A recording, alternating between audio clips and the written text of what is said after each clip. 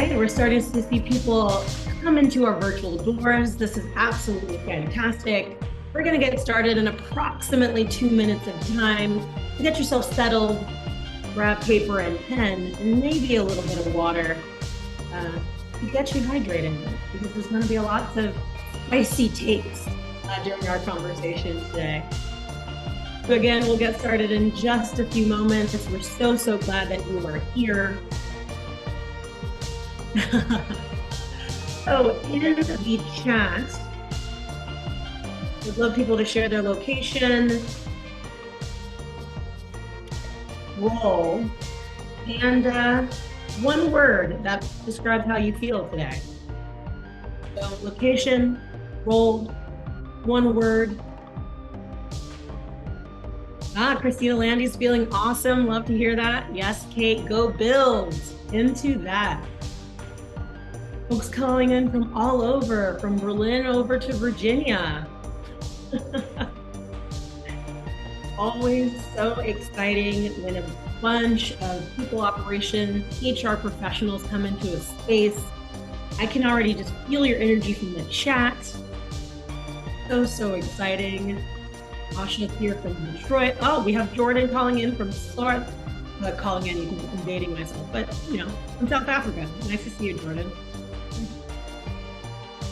Hamburg, Germany. Hello, Jennifer. All right.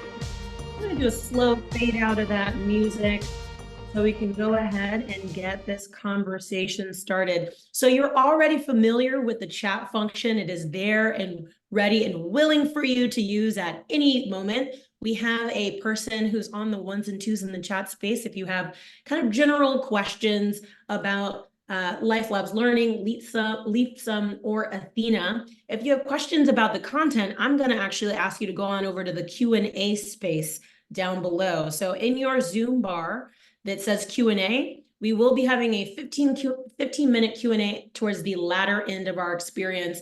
And if you have a question that pops up for you, put it into the Q&A space and we will attend to it later on in the conversation.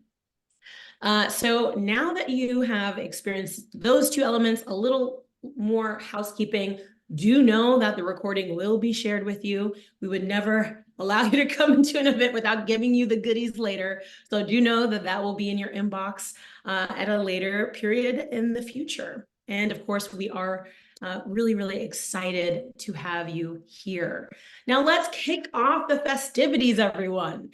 We have gathered here for a conversation on how to best equip and support our leaders in our ever-evolving world of work. Today, there is still pervasive economic uncertainty. Companies are still grappling with hybrid and remote workforces, increasing complexity around diversity, equity, inclusion, and belonging. And of course, it would not be a panel in 2024 if we didn't mention AI. So you are not here to just learn from our guests, but we are here to also cultivate our HR and people operations community. So please leave your own insights in the chat as we move along. We're also going to be pulling insights from you. So periodically you will see polls pop up because we love to learn from you just as much as you learn from us. So again, as a little bit about the format, we're going to be having a conversation with our panelists for about 45 minutes of time. And then we're going to be moving in to an audience-generated Q&A session towards the end. So our promise to you is that you're going to leave here with insights and tips that are instantly useful and immediately applicable to your world of work. Now, let me introduce our panelists. So our first panelist is Priscila Bala. Priscila has spent her career building companies and helping others do the same. She's been an entrepreneur, an advisor, a former VC investor who equips high-performing teams to do amazing work, and she also is the CEO of LifeLabs Learning. We also have Luck Dookchitra. Luck is the global VP at Leapsome, the all-in-one intelligent people enablement platform. Organizations use it to track goals, OKRs, performance reviews, 360s, engagement surveys, meetings. I mean, the list goes on and on. She is a veritable powerhouse HR expert, and we're so happy to have Luck with us. Hey, Luck. And then finally, we have Melanie Naranjo, who is the VP of People at Ethena. Ethena is a modern compliance provider that's focused on building more inclusive and ethical workplaces. So Melanie has over 9 years of experience in the HR and people space. She's been interviewed by HR Brew, Fast Company, Embassy, and more. And again, is joining our panel of experts today. So I'm so glad to have you all here. And of course, my name is Vanessa Tunisian. I'm the Director of Client Success at LifeLabs Learning, as well as a facilitator in the past, but a facilitator by heart always. So I'm really excited to be moderating this conversation where we're really going to be talking about, again, how do we help our managers not just survive, but thrive today in 2024. So now that we've set the table, let's get into our first question. And this question is going to go to you, Luck, to kick us off at least. So considering that over the last couple of years, we've seen so much. It feels like we've seen it all. Cataclysmic work events, trends in the workplace like the Great Resignation, the rise of quiet quitting, along with other economic woes and complete shifts to how we are working these days. So with all of that in mind, what do you think are the top struggles of today's modern manager? Well, thank you for that introduction, Vanessa, and so excited to be here with Priscilla and Melanie, fangirls of you both. But yeah, I mean, so much is going on, right? So I think the struggles right now. So in the best cases, I think managers are really the front line of care. They should be. What do I mean by that? I mean, like creating psychological safety at work, understanding the whole person that's on your team, and like how to help develop them and grow their careers, giving them constructive and positive feedback in the right digestible cadence, of course. Looking at the team and how to create a community within the team, providing updates from the business, providing updates on the team, and then, really building that sense of community. And that already is a lot, right? But what really happens, I think, is managers become the front line of defense. And what do I mean by that? I think, lacking internal comms within a company, news events that are happening, and how do I respond and how do I show my team that I care in the right way? How do I share, partial information that I might be receiving from leadership? How do I defend decisions that I might not have been a part of, but I need to, kind of navigate through change with limited resources and information? So I think it's a lot of these things. And then at the same time, saying the right thing at the same time in the right way to the right person. So much is going on. So I think this dynamic environment makes it really tough to be a manager right now. And I think managers can feel alone in this. And so I think some of the things that businesses and HR teams can do is really make sure that managers are set up for success by providing a community for them and also providing tools and training for them so that they can, really help make the company and their team successful. So just so much to navigate for managers these days. Yeah, absolutely. So the top line level is like really supporting managers with that community building skill set as well as communication, making sure that they have all the tools in their toolkit to do that. Priscilla, what are your thoughts on this question? I do think that this idea of ensuring that we keep the job in scope is a really critical thing, because it is so easy for managerial responsibilities to take on additional meaning as you progress. And how is it that we can at the same time be caring for the teams and seeing managers really drive through all of the components that we're talking about, the equipping, the upskilling, the support, the coaching, but also ensuring that there are sufficient boundaries for them to take care of themselves as well, and for us to have this balance of ensuring that it is a sustainable care for managers. I think that a lot of the challenges also now have to do with the speed of information, and of course, as we mentioned, we're going to talk about AI later on, but it becomes all the more interesting to fine tune onto what are truly the critical questions and the critical scoping and the critical trade-offs, the critical constraints that managers can be imparting to their teams so that they can become super learners themselves, right? Like, I think that a lot of the relationship has shifted from it being when you were watching over the work to now being how do you truly create upskilling and you enable your team to be empowered to solve lots of problems, even when you yourself might not know the answer, because things are moving so very fast. So that idea of really flipping into the collaboration and creating the containers in which people can do all of that work is really exciting, but also a challenge. Yeah, absolutely. So what I'm hearing is, how do we make managers multipliers? At the end of the day, we want them to scale the efforts of the people on their teams. And that looks a lot of different ways depending on what our needs are of the manager within that organization. Thank you so much, Priscilla. And Melanie, what is your take on what are the top struggles of managers today? Yeah, I think it's a big old +1, honestly, to all of this. And I think the emphasis really is, I don't think people talk enough about how lonely it is to be a manager, and the feeling that comes with that comes from, going from being someone's peer to going from the person who maybe has to communicate difficult decisions, who maybe can't say all the same things when you go to the bar together after work.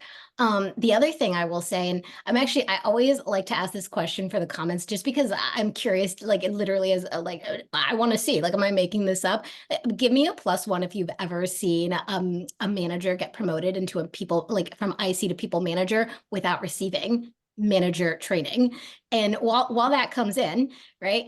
The reason I say this is because I think there's so much nuance that comes with becoming a people manager, from going from IC to people manager, that again, people don't talk about. They don't talk about the fact that, like, oh, now you are a representative of the company to your team. Oh, now the same jokes that were okay as an IC are actually not okay as a people manager, because now there's an imbalance of power. And I know you don't mean it, and I know you're not thinking about that, but the reality is the impact is the same, right? Like, now that you made that offhand joke and comment, that person is worried. Does that mean I might not get promoted? Is that going to impact my perf review? And so there are all these little nuances and changes that come with becoming a people manager. People just never talk about. It's just like, oh, you're good at your job as an IC. That means you're going to be a great manager. Go do it. And I'm never going to train you on a single thing. And I think it's funny, funny in a terrible way, because our managers are so critical to our success as a company, and yet it's one of the few roles where you get promoted into it without any training. Oftentimes at most companies, and just looking at the +1s, it's a lot. It's not just in my head. And so I think it's that sense of loneliness and second guessing and imposter syndrome, and also that complete lack of training, just being thrown into the deep end, and no one tells you that all these things, not just like, oh, I have to schedule one-on-ones now, I have to do perf reviews. No. How has the dynamic between me and my former peers now changed? That's a really important topic that people don't talk about. Yeah, absolutely. And at LifeLabs Learning, that's something that's like near and dear to our hearts. This idea of the Peter Principle. It's so pervasive. You're good at what you do. You'll be good at leading people who do what you do. And it is a big difference in conversation, especially when we think about power imbalances. So audience, we want to hear from you. We're about to launch a poll right now, and we'd like to get a sense of, what do you think are the struggles that managers are chasing or are kind of dealing with today? So I'll give you about 40 seconds, maybe a little bit less. Go ahead and put in your thoughts. All right. And we are going to close that poll, and let's see the results. What are we working with in the room today? So yeah, there is a lot of feelings around team morale and productivity. About over 50% of folks are kind of struggling with that today. We will be chatting a lot to that particular topic, so I'm super excited that that was named. I'm not super excited that it's happening, but I'm super excited that that is named. And then, people are exploring their options as far as like how to deal with these things. So thank you so much for sharing your perspectives. So let's actually get right into it with our next question. So as we know, the shift towards remote and hybrid work has been accelerated by global events over the past couple of years, and that has brought new leadership challenges. Managing people in the 1950s is different than managing people in 2024. I think we can all agree. Go ahead and put an exclamation point if you feel that deeply. Managing people these days is a little bit, yeah, it's definitely it's a time. So I'm curious from, a few of you, what tactics can help managers foster collaboration, maintain team morale, which is the big piece that we got from that last poll, as well as ensure productivity in virtual and hybrid environments, especially when you consider that teams are often spread across cultures, time zones, you name it. I'm going to pass it over to Priscilla to kick us off there. Yeah, no, thank you so much for that. We think a lot about that at LifeLabs, being a company that is fully distributed, and we have folks in 22 different states, multiple different time zones, different working hours. So how is it that you really level the playing field to ensure that there's a lot of access? And I think that for me, a lot of it comes to that. Like, how can we ensure that folks have the context and the information that they need to feel like they can participate fully? So I love, Melanie, when you were talking about how, like you don't even understand what the expectations are sometimes when you're in an office and face to face with all of those folks. Well, those things tend to intensify when people are really distributed, especially if they're also talking about cross-cultural conversations, right? Like we know, for example, that different things mean different things in different cultures. Like if I don't respond to your email straight away, is that a good thing? Is that a neutral thing? Is that a bad thing? Am I saying something about the project or the message that you just send by just like simply not even replying in the timeline that you understand? So for me, a lot of that intentionality to create an inclusive workplace has to do with how can we spell out all of those norms, right? Like when you are remote and when you're hybrid, is all the more important that you really have, a channel map, as we call it at LifeLabs. We're going to say, okay, here are all of the modes of communication that we have. Here's the primary use and here's the norm, right? So if it's an email, it's going to be non-urgent. I'm going to respond within 48 hours. If it's urgent, you're going to call me and we're going to use that only on emergencies. It's a text if you haven't been able to reach me, or it's going to be a Slack if we're going to collaborate on time. Like make those things extra explicit.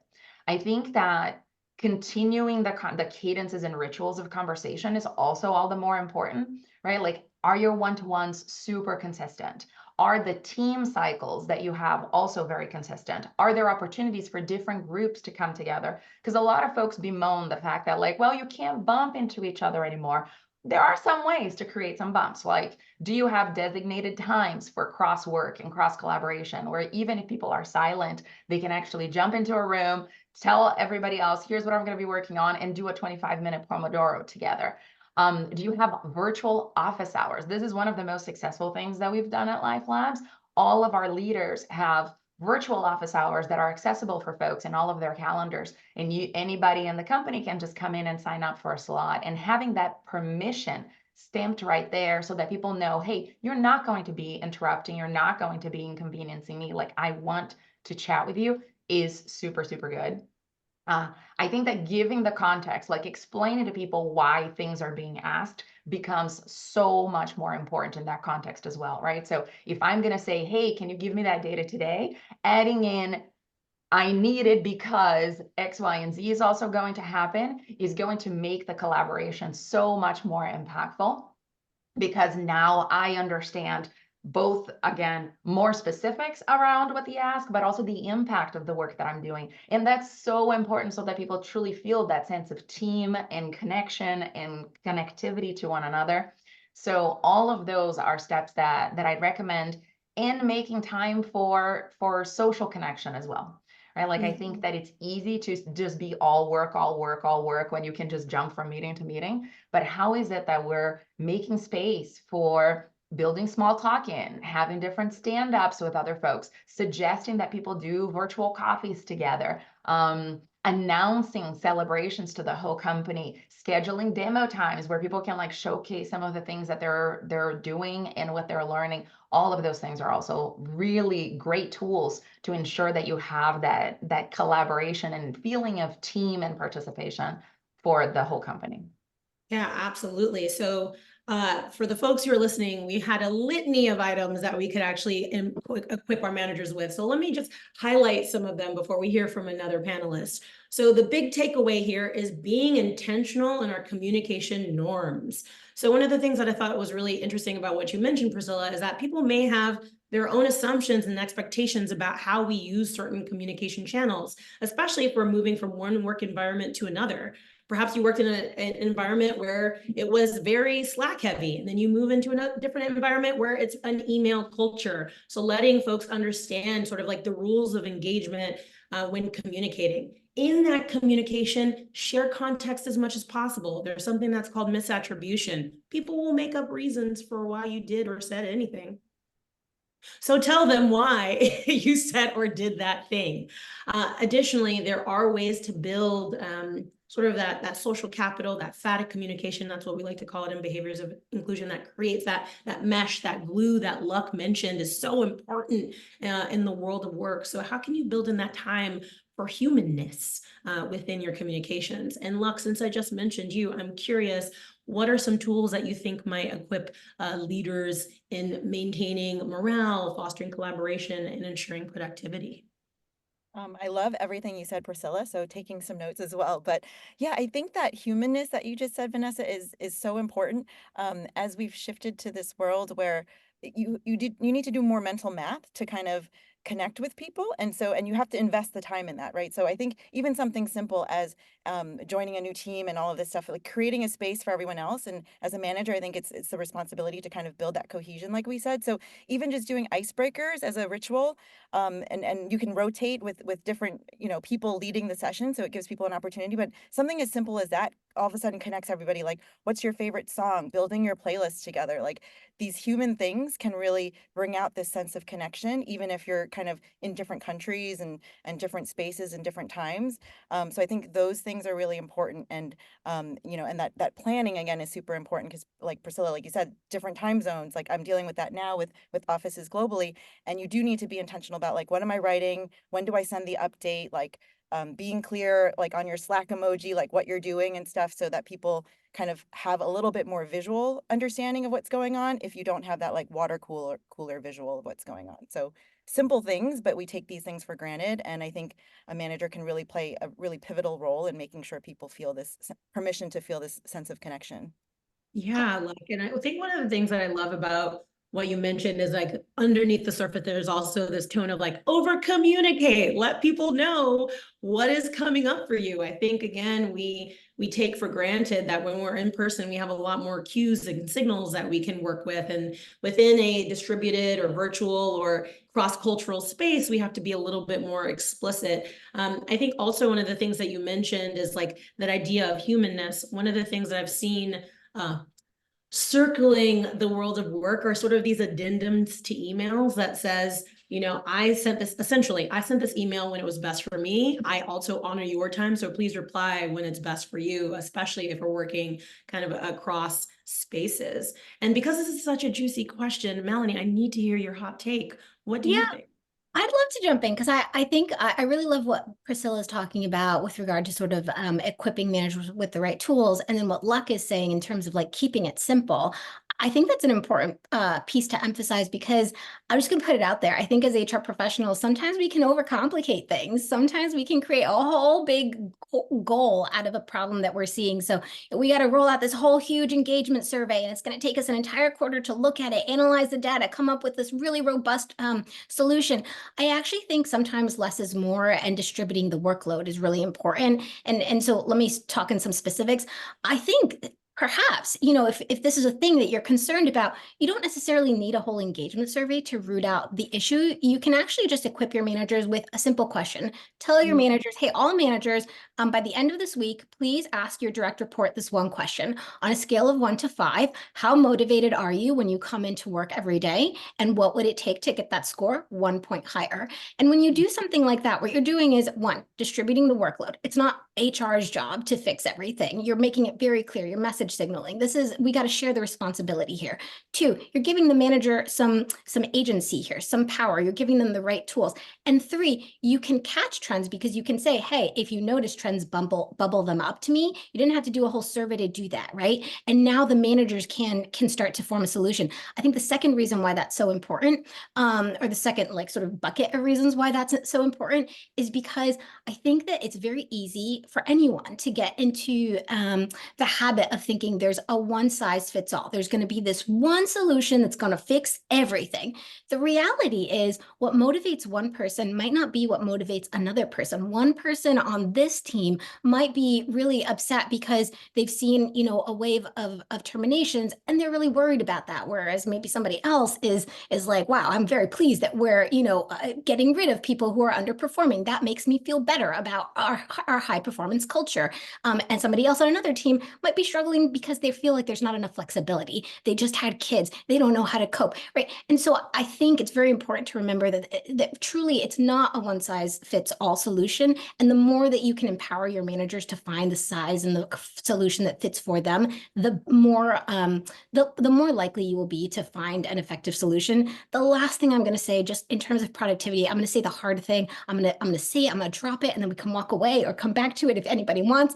I'm going to say the hard thing, which is if you want to maintain high productivity, you do need to maintain a high performance culture, which does mean you do need to make tough decisions when people aren't performing. Obviously, I'm not saying go straight to termination, but you need to have hard conversations and sometimes make hard decisions, because the reality is your employees who are really giving their all and putting everything into it, they're looking around and they're realizing they're carrying the weight and they're wondering, what is the point? What is the point if there's no benefit to working harder? And so that's a very complex topic. Happy to chat more about it, but I do want to encourage you to all consider the fact that part of maintaining high productivity means making tough decisions when necessary. I love that. And we had a sneaky chat from Madeline in the chat who wants us to de-blur. So in LifeLabs language, that means clarify what we mean by high productivity. And this is the exact group who should be answering this question. You know, as leaders in your organization, we want to see performance and progress. But what does high productivity mean? And some context for that is Cal Newport actually just came out with a new book this year on March. I think it came out around March 5th. It's called Slow Productivity, The Lost Art of Accomplishment Without Burnout. And Priscilla, you mentioned that at the very top of this is that we want to create like that boundary, the scope of work for our leaders. So like, what does productivity even mean? I'm curious. Let's go in that direction for a second. So Priscilla, Yeah. What a fascinating question, right? To me, a lot of it has to do with working on the right things. And that is going to depend on exactly who you are, but we've all seen that, right? Like the teams or the people that are like, but I'm working so hard and I'm giving it my all. But if you're working on the wrong things, it doesn't matter how hard you're going to work, it's still not going to get you the results and the output that you really need. So to me, a lot of the conversation around how to be actually productive and how to be effective really starts with that alignment on what are the most important things. What is it that we're trying to align behind? What are going to be the priorities? And what is success going to look like for those specific priorities? Because we've all seen the folks who mean really well pour their souls into something they're passionate about, but it may not be solving a critical problem for the organization or for their team. And it is so kind of sad for everyone involved, because here is all of this work going into something that's not going to yield the best results. So I think that initial alignment on how can we actually ensure that there is great line of sight between individual contributor priorities linked to manager priorities, linked to team priorities, linked to org-wide priorities. So at LifeLabs, we talk about link up as the tool to ensure that folks are really intentional about taking those steps to understand not just what am I doing, but why am I doing it? Because to me, the key is once you understand the why, it becomes so much more exciting and also easy to spot innovations, to simplify things, to do away with processes that are not working anymore, or to really be innovative and creative as to how could we make this in a way that's more fun, that cuts, waste, and that really gets us the result that we need. Oftentimes, when folks simply engage with a process without understanding what is the purpose, that's when you see a little bit of a disconnect. And you might see lots of managers that are like, but I'm checking all the boxes. Like I've been doing all of these things. And look, we've been, I'm following all of the things that you told me to do. And yet the heart of those difficult conversations that Melanie was talking about is not really getting touched and is not really coming to the fore. Yeah, and I think, sorry. Yeah, so I think that this is a perfect tee up to Luck and what Leapsome does around like tracking goals and OKRs and what have you. So like when we think about productivity in line of sight, like, can you talk a little bit about like why that matters and how managers can do that? And then Melanie, you'll close us out with your thoughts. Yeah, absolutely. So everything, Priscilla said, it's communication, it's context, and then it's like connection to everything. Because, a lot of us work in fast-paced startups. Things can change sometimes, right? And then you've got somebody on your team working on this thing that nobody told them not to work on that anymore. And that person was feeling productive, and all of a sudden you've just kind of deflated them and their energy and their engagement. So I think having tools that can help. Obviously, we're human, but what are the things that are going on? Can we have it flashed up in a common place, not some hidden Google Doc? Like, how can we make sure that everyone is clear on what's happening and that we're having the meetings that are effective, that can actually connect the dots? People can collaborate across these things, because I think, especially in these hybrid kind of different work environments, like we said before, all of this documentation and information is really important to share in like real time in this async way. And so it's a special habit. It's a new habit. I think all of us are learning as we're navigating these new ways of working. And so I think it's like, hey, how can we use some tools, but also how can we use just like human nature, which is really feeling the connection across people, to make sure that we're communicating the right things and giving the right information. And then it's the manager's job, I think, to check in with the employee, make sure that they're working on the right thing, make sure you shared the thing that came from the meeting that maybe you forgot to share. Make it part of your ritual to give that context to your employee, so they're not left feeling deflated after the plans have changed. Yeah, absolutely. And then Melanie, I'm curious, what was bubbling on your tongue a few moments ago? Well, I really love the question of like, what is high productivity? And I think at the end of the day, is the employee delivering on the impact that you are paying them to deliver on, right? Because at the end of the day, it's a service, right? We are all performing a service. And the thing that I want to really double click on from both Priscilla and Luck here is there are very easy, low lift ways to empower and equip your managers to do these things. I think we have a tendency to overcomplicate things. There's like the 9-box performance rubric and these 10 pages. The reality is your manager's not going to read that. They're not going to look at it, or if they do, they're going to be overwhelmed. They're going to walk away and they're not going to do the thing. You really got to make it easier for your managers. And I say that because I think oftentimes it's very easy to say, like, I gave you a thing and you didn't do it. What the heck? You clearly don't care. But the reality is we're maybe not meeting them halfway and understanding their challenges, which is, quite frankly, especially if they're a player coach, they don't have a lot of time. How do you make it easy for them? So I'll just offer these 3 questions up in case helpful. At Ethena, we've sort of simplified it down to 3 questions that we have every manager ask about their direct reports once a quarter. And if there's an issue, you just bubble it up and we chat about it. It's, if I could go back in time knowing what I know today, would I hire this person again? If this person were to turn in their resignation today, how would I feel? Panicked or relieved? Lastly, ultimately, are they making my job easier or harder? And the beauty of those questions is it removes the emotion. It's not like, well, because if you ask somebody a high performer, you get into all these emotional things, understandably. Well, but they're really trying. I can tell they really care. Well, they're really good at this thing, but they're not that good at that thing. Right? How do I really calibrate? The reality is I just need to know, are they delivering on the impact? Are they making your job easier or harder? Would you hire them again? If the answer is no, clearly we have a problem. I'm not saying we need to move straight to termination, but we need to have a conversation. So I say that to offer up the fact that I think there are very low lift, easy ways to do it. And I think that's key. If we are trying to empower our managers, we can't give them a 10-page handbook to read. They're not going to do it. We're not meeting them halfway. We're not understanding their needs. If we simplify it for them, then they are much more likely to effectively partner with us. Yeah, absolutely. So there's a bucket of things that I've heard from the 3 of you. Very top line level is like a clarity of vision and goals, so that way people understand what they're working on and that they're working on the right things. Additionally, simplifying the assessment of performance, so that way people can be more effective in having those conversations, because clear is kind. When there's kind of blurriness or fuzziness in the goal or the role or the responsibilities, that is when we get into a tricky place as leaders in the modern world, and honestly, probably ever since leaders existed. So let's actually kind of bring this narrative forward and talk about how managers can actually support company kind of vision and goals, especially during times of turmoil. But let's kick it up a notch. So this seems, to talk about vision and goals and performance is especially taxing when a company is not performing or experiencing a change in leadership, or they just went through a riff, etc. So what are some examples of strategies that you have put in place yourself, or have seen some of your colleagues or esteemed peers put into place, that enable managers to thrive despite challenging economic or morale, team morale circumstances within the workplace. And like, Melanie, why don't you keep driving that train forward? Yeah, on the vision front, we had such an interesting conversation about this behind the scenes. We were like, what does it mean? What scope of vision? Who's responsible? I'm not sure. So I will say, first and foremost, I think we should clarify, vision, right, vision can be vision for your specific team.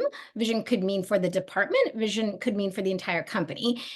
Assuming that we are talking about company-wide vision, I would argue actually that I don't think it is the manager's responsibility to create or own or make sure that it is clear across the company. I actually think that is a leadership responsibility, but I think it is the manager's job to reinforce the vision. And so I say that to say, if you are waiting on your managers to be like, go inspire your teams, I think that you are probably going in the wrong direction. I think you need to look to your leaders, to your CEO, to your founders. I think they need to be constantly reinforcing that message to the point that people are sick of it, right? That is what you want. The last thing you want is to ask, and I would have you all do this test. You don't have to put in the comments. You can just do it in your own head because it's probably going to be embarrassing. It was embarrassing for me in my last company. If you were to ask your employees to list out the company values today, what percentage of your company, of your employees could list them out off the top of their head? I'm going to guess that at most companies, that number is very low. I've got an LOL. I love that score. LOL, what a great percentage, okay? And that is because our leaders oftentimes just take it as a given. You join the company, you know. The reality is we don't know. You want to know why? Because my job is not my life. I have a life outside of work, right? And we forget that, right? If you're a CEO, if you're a founder, this is your baby. This is your life, but it's not your employee's life. And so what are you as a founder, as a CEO, as a leadership team doing to set the company vision to make that very public? Then where does the manager's role come in? I think their role, once you as a leader have done the job of making sure that everybody knows this thing, they're sick of it, they're like done with hearing about this at every town hall. Then I think it's for the managers to ask questions, right? 1 to 5, this vision, how clear is it to you? 1 to 5, how aligned with you how aligned with the mission are you? Because that then will help you understand, okay, where do I need to provide more clarity? Where is there actually discontent or misalignment? Have we 1 to 5? How strongly do you believe we actually uphold the values that we say that we hold, the vision that 1 to 5, are we still moving in the right direction? Right. Those are the kinds of, that is what your manager is responsible for, is understanding employee sentiment, understanding if the message is getting across, clarifying things if they are not clear, right? But their job, in my opinion, is not to create the vision or enforce their vision. Their job is to understand employee sentiment and bubble that information up. Like, Can I jump in yeah, too, Priscilla, I Vanessa, saw you just a little nodding and bit? smiling. So I was like, I was breathing. let's I'm take like, it in. okay. And I knew you were going to hop in here. So the resident CEO on the call, it's like, Melanie, I was talking to you. So what are some of the things that bubbled to the surface for you, Priscilla? Yeah, no, well, first, massive +1 to Melanie. Like, I love this idea that, it is very important for us to also understand, like, what is the scope of each of those roles? And I know that some folks are also asking about difference between managers and people managers. And I guess leadership is another kind of layer that we can add to this. So I think that, so good, Melanie, right? Because it's not about the creation of the vision, but for me, one thing that feels really important is the championing of the vision. Meaning we are role modeling. And just as you talked earlier, Melanie, like folks sometimes can forget that like once you become a manager, you are a representative of the company. So your very relationship with that mission and that vision is also going to be a source of inspiration or doubt or many other feelings to your colleagues. And so that is something that's important. So that championing and that understanding is something that I think that is really critical for managers to role model. But then there's the contextualizing, right? Because, and I love all the questions that you were asking, because a lot of them had to do with, how close do I feel to this organizational mission? And then I think that, like, what does it mean to me is also a really good and important question for folks to understand, right? Like, so one of the things that we tell our managers to also be asking people is like, how much do you feel like your work makes a difference for this team and for this mission and for this vision? You know, how much does what is the feeling that you have that you're making progress in supporting the team to achieve this mission and this vision, so that it also comes closer to their own reality, right? Like, we've all heard the story of the janitor who was cleaning NASA, and it's like, well, what are you doing here? Are you cleaning the floors? No, I'm helping put a man on the moon. That's like, how can we actually go, how do your tasks actually connect to the impact that we're creating, not just for each other, but for clients and for the transformation that we want to see in the world? So to me, that work of the contextualizing is one that managers are really critical at. Yeah, and I'm going to take this question in sort of like a different vein, and Luck, I'd love you to take it once we've set the scene here. Is like, we're talking a lot about, a manager's kind of also emotional intelligence and capabilities, and it seems incredibly important today that leaders must enhance their emotional intelligence and empathy kind of across the board. So how can we help managers understand and acknowledge team member challenges? What training and learning opportunities can you offer managers to support them in coping with their increasingly complex role? So we've been kind of dancing around this for a bit, but I'd like to get more into the nuance here. So Luck, what are your thoughts on this? No, love this. And like we've been saying the whole call, I think enabling managers is probably like the key to success for most organizations, right? But like, are we doing that? I think in a simple way, it means like, do we have investments into helping to train managers on these things, right? Like, as Melanie was saying, like, we don't train people and we expect them to do all these things. And I wouldn't even say it has to cost money. I think there are a lot of free resources as well as resources on this call at LifeLabs or Ethena that can definitely help you. But I think it's making sure that managers know it's their responsibility to learn these things as well, right? And I think the simple things, I think the best trainings are things like coaching, having an effective one-on-one. It shouldn't just be a status update, like we've said. Like, there should be a place to talk about what's going on, checking in, all these great questions I hope everyone wrote down in terms of like checking in with your folks. But it's also, I think the other thing we're touching on is like a manager's responsibility is also to understand the business, right? So I think with the different generations in the workforce, like, everyone's got a kind of different context, right? But at the same time, the manager needs to help the company be successful, because that's why we get the perks. That's why we get all of these things, right? And when a manager is kind of in a position of like, ooh, I don't stand behind this, there's this disagree and commit. And how do you do that? And how do you get okay with it? How do you talk to your manager about understanding these things? So I think making sure, I call it like a mini MBA in terms of your business metrics. Like, your job is to advocate for your employee, but it's also to understand what the company's goals are and to help align them and create that context like Priscilla was talking about for your employees. So I think that's another one that I've seen bubble up even more in recent times, because we do want to care about our employees. And I think some of us think like caring means like, oh, but I'm just going to give them positive feedback and I'm only going to say the good things, right? But you have to learn how to give the tough feedback too. You have to learn how to do that in a way where you've already built a relationship and like, can have that conversation where it's not a painful thing that somebody just shuts down. It's something where I'm curious to learn more. Like, why did you think that? How can I get better? Like, what feedback, like, how could I have done this project better?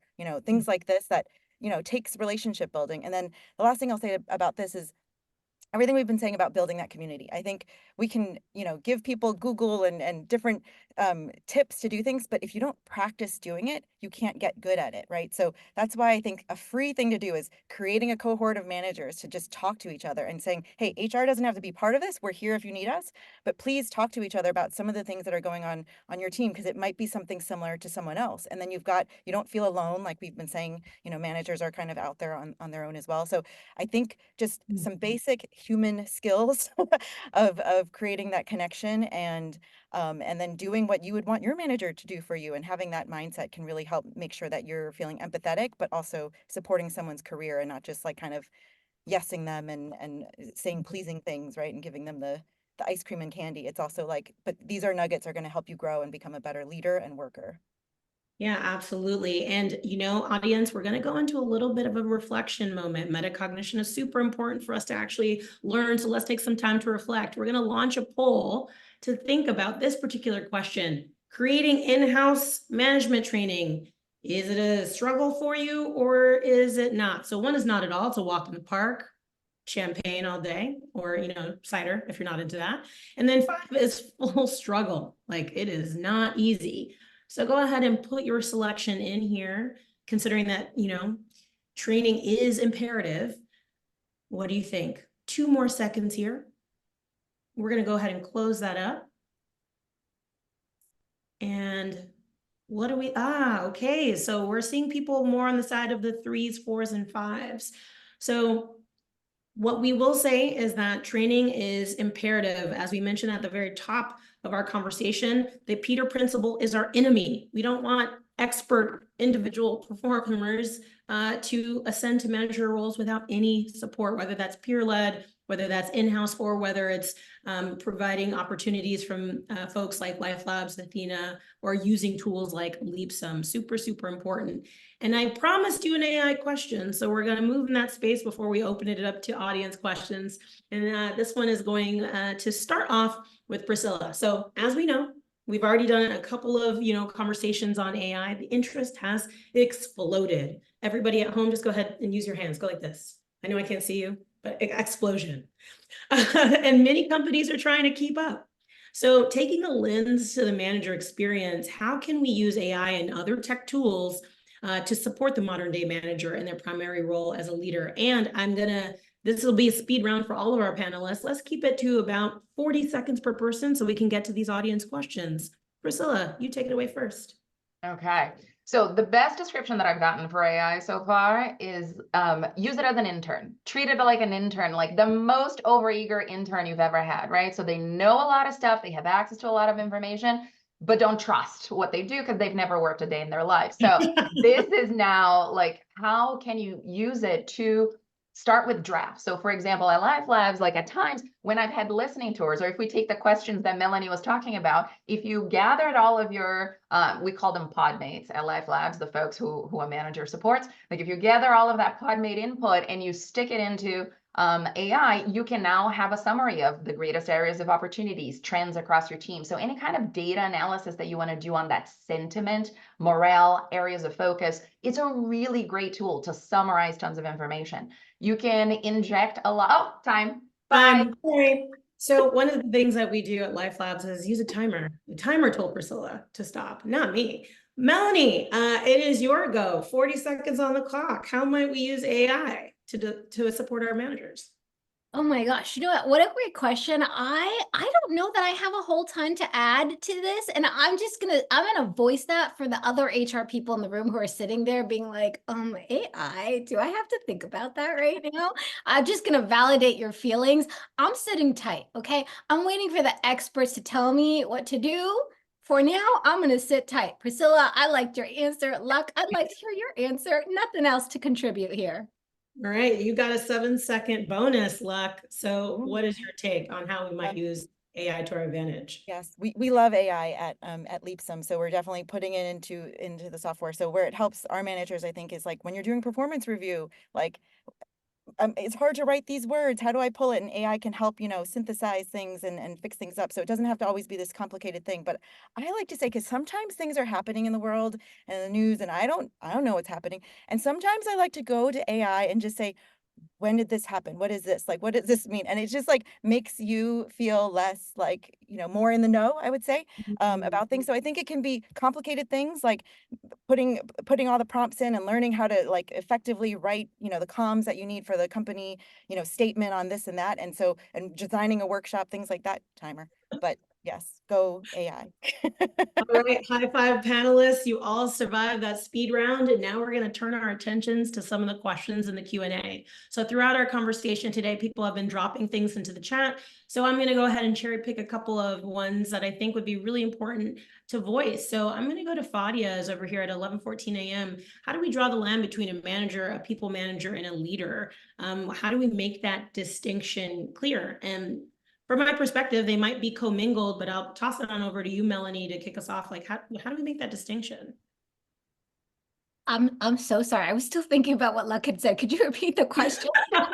Yes. I was thinking about job descriptions. I was thinking all the things. Carry on. You know, that research assistant, it's very helpful. Yeah. So the line between manager, people manager, and leader, how do we know the distinction between the three?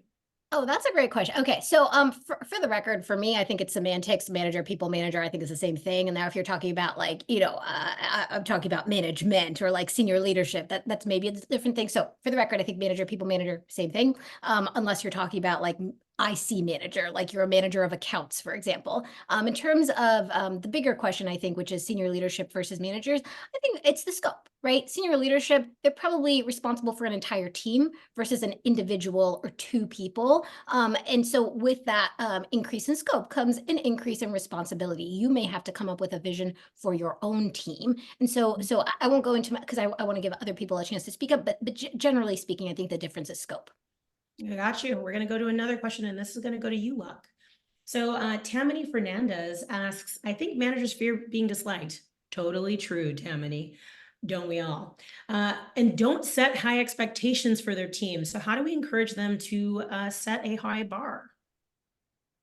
Yeah, well, I think the being worried about being liked and all this, I think over time, over experience, and as you get busier, you realize your competence and stuff as a manager is really important. And so I think as you develop that skill, you worry less about that. Because again, if it's not about your friendship with your team and being liked, but it's really about what value can I give to this employee to help them grow, and then they will appreciate the things that you've said. They might not recognize it in the moment when you give them that tough feedback, but they will, and that becomes your job. Your job isn't to be liked. Your job is to help guide them, to help get the business into the right place, but also listen and understand what they're going through, so that they can actually be at their best, perform, and be engaged.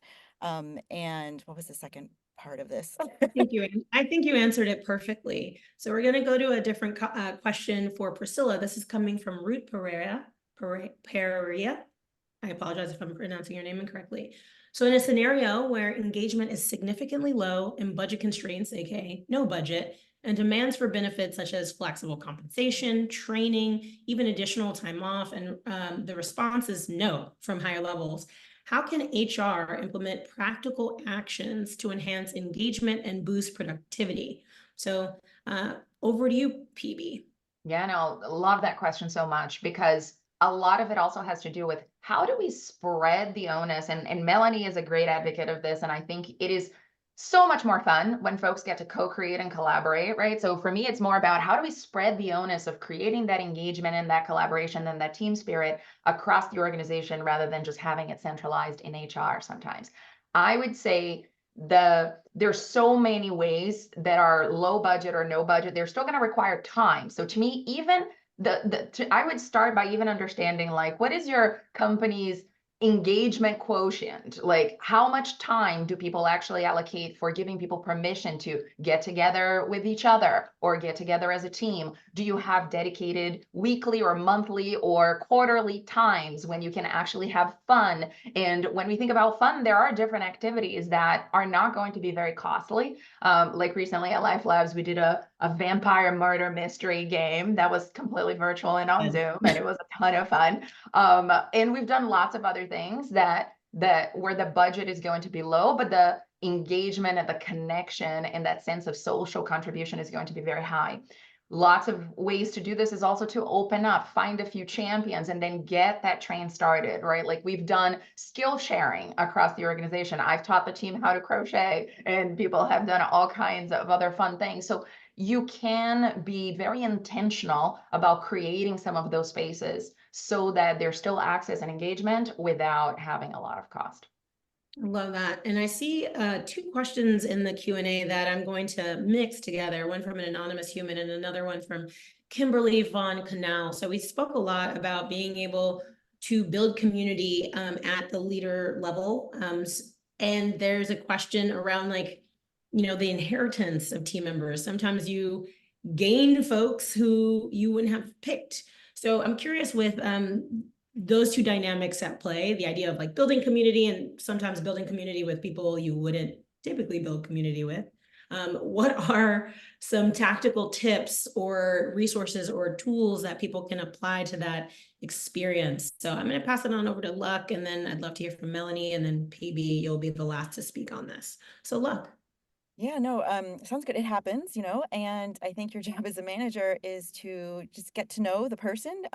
Make sure you check your biases or any presumptions you might have had about the person, because again, this is the first time you're interacting with them as a manager, and your job is to really help understand where they're coming from, what their role is, what their challenges could be, and really build that connection. And so I think just making sure that you are there as a compassionate manager versus just someone who is taking on this negative thing, I think can do a lot just to unearth the truth a little bit.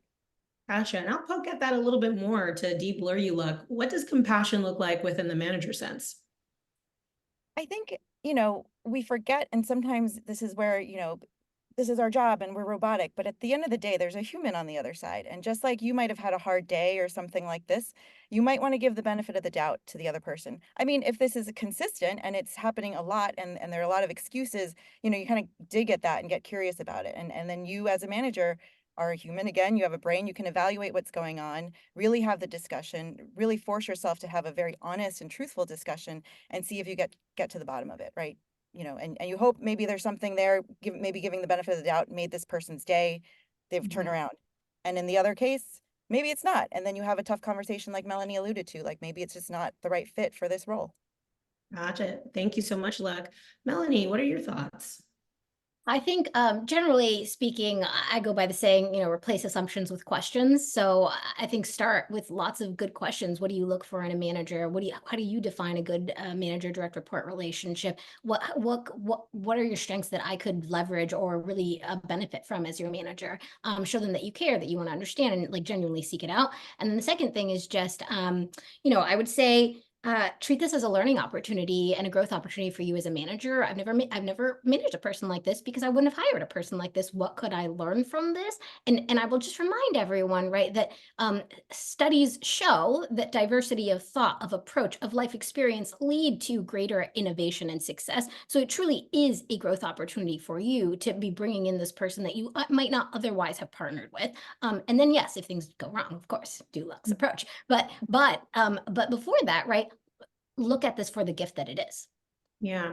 And I'm actually going to tweak this question just a little bit and maybe we'll expand on it. One of the things that comes up in building community for others is it can be pretty isolating and lonely in a leadership role for managers and leaders. So I'm curious, like while you're building community for others, how might you take care of yourself in a leadership role? Because I'm sure folks in the audience are hungry to hear. So Priscila, we'll hear from you. And if we have some space and time, I'd love to hear from the panelists in our last few minutes together.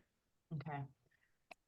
I'm going to try to answer this by weaving some of the things that we've been talking about, because I love how you were talking about compassion and this idea also that like managers want to be liked and how tough it can be, right? Like when you have to share tough messages and there's that fear. One of the things that has been really powerful to me has been reminding myself that every single human wants to be successful. Like no one wakes up in the morning and goes, you know what? I would like to be lousy today. Like I do want to wake up and I just want to be like, no, like if you show up at work, even if you're not giving it your all, you want deep down, you want to be successful. You want to be celebrated. You want to be, you want achievements to be tied to your name. Like every single human wants that. And if I can anchor a lot of the conversations that I have to have around that shared success, and if I can start any and all of those difficult messages with, because I know I want you to be successful, because I want you to progress in X, Y, and Z, because I want you to get promoted, and hopefully I know what those things are because I've had conversations with that person to understand like what is it that they want. But if I frame it in that way, it protects both of us actually. It depersonalizes it away from like, now I am the messenger of bad news to like, I can actually help you achieve the success that you yourself want to have. And so that has been something that has been really useful to protect me a bit. I love that. I love that. Melanie, your thoughts in the last 30 seconds before we wrap up here. Oh, yeah, there you go. Right, sorry, whoops. I mean, I honestly think Priscila, she got it in a nutshell. So I don't want to take any additional time from it. Yeah. All right, perfect. Well, Thank you all for listening to this rambunctious panel around how we can equip our leaders, our managers, our people managers, whatever you'd like to call them, with actionable tips and tools to make their lives easier as a modern day manager in 2024. As always, it's super important to understand how you felt about the content today. So we're going to be dropping a link for feedback in the chat. As you know, feedback is a gift. We want to know what you liked, what you're going to bring back to your company, what might be 10% better. To remind you, you will be getting all of this information in an email, and you can always reach out to Leapsome, LifeLabs Learning, and Ethena for support in any of these items that we've chatted about today. Thank you so much for your time and attention. It has been incredible to spend this time with you. So have a great rest of your day, everybody. Bye. Bye.